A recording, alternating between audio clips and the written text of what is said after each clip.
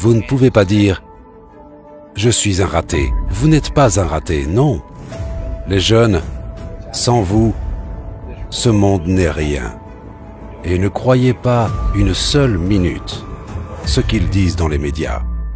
Le message de ce vieil homme a survécu, et vous comprendrez pourquoi je dis ça en fin de vidéo. Et personnellement, si je pouvais adopter un grand-père, c'est clairement lui que j'adopterais. Et ça me rend complètement dingue de me dire mais pourquoi est-ce que je crois jamais ce genre de personne dans la rue. En tout cas, si ça arrivait, croyez-moi, je serais beaucoup moins bavard que maintenant. Je ferais qu'une seule chose. Une seule. C'est écouter. Ah non ouais, et je m'abonnerai et je cliquerai aussi sur la petite cloche. J'ai quitté l'école quand j'étais en seconde. Ma mère et mon père m'ont abandonné dans un coin de rue.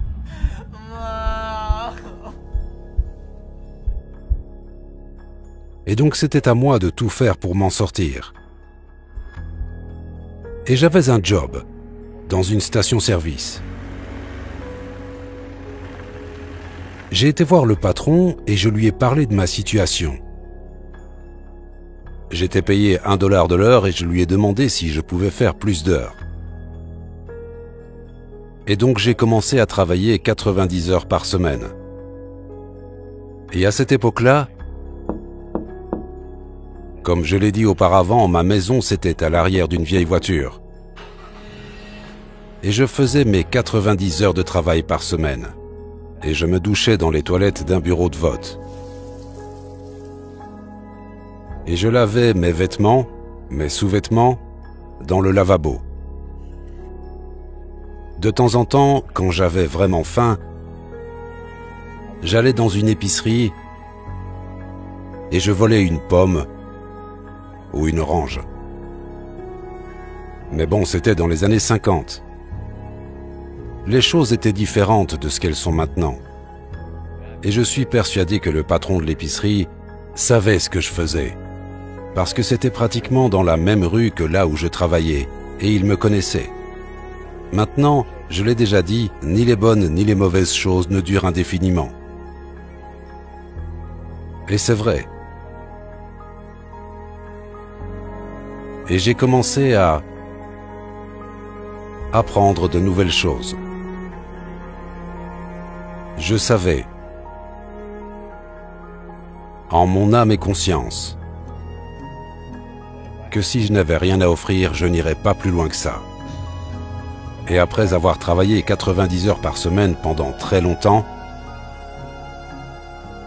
j'ai rejoint l'armée. J'avais 17 ans. Au sein de l'armée, j'ai appris seul à lire et à écrire. Le premier livre que j'ai lu, c'était une histoire de cow-boy, un western. Et il contenait des mots que je ne connaissais pas, et je n'avais aucune idée de ce qu'ils voulaient dire. Donc j'ai pris un dictionnaire dans la bibliothèque de l'armée, et quand je lisais, s'il y avait un mot que je ne comprenais pas, je cherchais la définition, et je peux vous le dire maintenant, j'ai mis presque 3 semaines à lire 196 pages. Mais je lisais.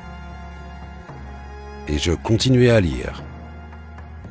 Et quelques mois après, je lisais 2 ou 3 livres en même temps.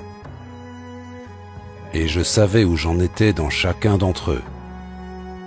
Quand je suis allé de l'avant et que j'ai quitté le service militaire, j'avais commencé à écrire. Et à m'instruire. J'ai fait quelques études et j'ai continué à vivre comme ça. Et vous pouvez faire la même chose. Vous ne devez pas faire des études supérieures, avoir un doctorat ou un master. Tout ce que vous devez avoir, c'est de la détermination.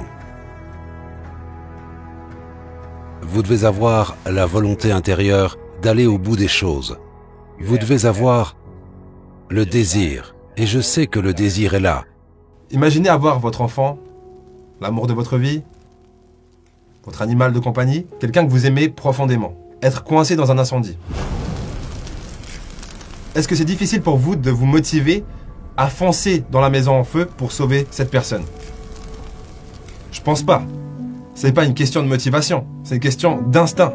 Et c'est pareil pour la détermination. Vous n'avez pas besoin d'être fondamentalement quelqu'un de déterminé dans tout ce que vous faites pour d'un coup devenir déterminé suivant le contexte. Du coup, si on y réfléchit un peu, qu'est-ce qui vous donne la détermination? Qu'est-ce qui vous donne le courage? Qu'est-ce qui vous donne la motivation? De faire peu importe ce que vous voulez faire. En réalité, c'est qu'une chose. L'amour.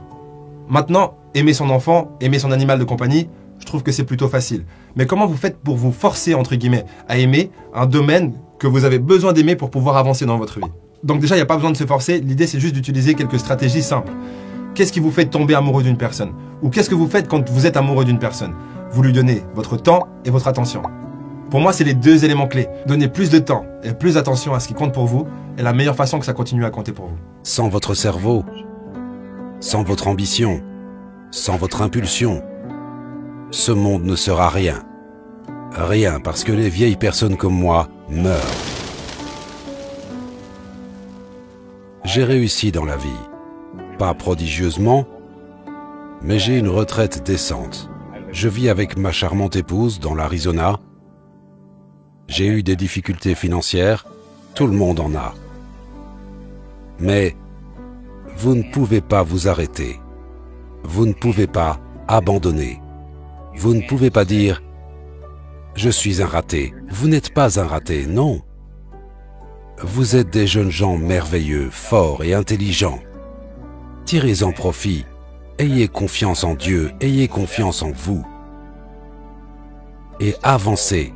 Mettez un pied devant l'autre. Je vais vous donner un exemple.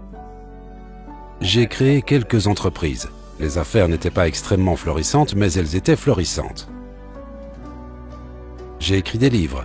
À présent, j'ai probablement publié 14 ou 15 livres. Donc vous pouvez le faire, je l'ai fait. Vous pouvez le faire. J'ai 76 ans.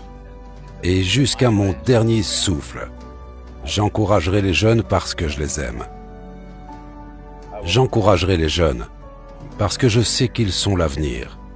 En dépit de ce qui se passe dans le monde aujourd'hui, vous avez des opportunités. Et ne croyez pas une seule minute ce qu'ils disent dans les médias. Parce que si vous n'arrivez pas à avancer et que vous avez besoin d'avancer, soyez prêts à apprendre. Allez à la bibliothèque et apprenez. Vous êtes le pilier de ce monde. Les jeunes, sans vous, ce monde n'est rien. Vous êtes ceux qui doivent sauver les océans.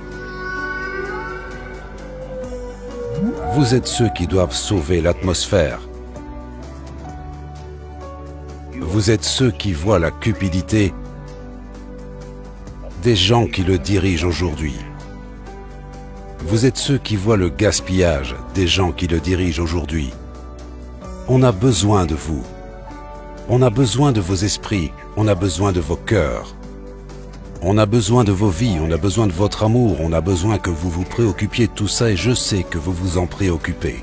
Parce que ceux qui sont au pouvoir, le but ultime, malheureusement pour beaucoup de gens au pouvoir à travers le monde, c'est la richesse et le pouvoir sur les autres. Donc je vais conclure maintenant, mais je voulais juste que vous sachiez que les gens comme moi, les vieux soldats, les personnes âgées, nous comprenons. Et aussi âgé que je sois, je prendrai ma canne et je vous défendrai jusqu'à mon dernier souffle, parce que je vous aime.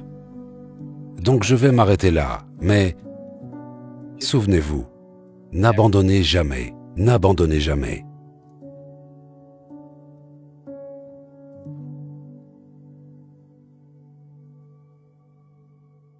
Si tu veux partager ce que tu viens de ressentir avec une personne que tu aimes, je pense que c'est le moment parfait pour partager cette vidéo avec cette personne. Je crois qu'on arrête là. Au prochain épisode.